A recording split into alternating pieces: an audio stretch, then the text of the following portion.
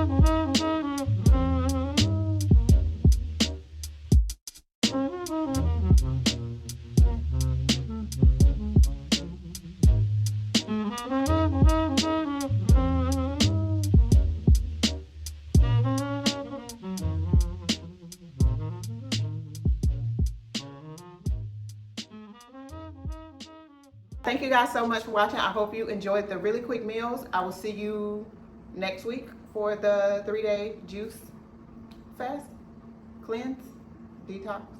I don't know. I'll see y'all next week. Bye.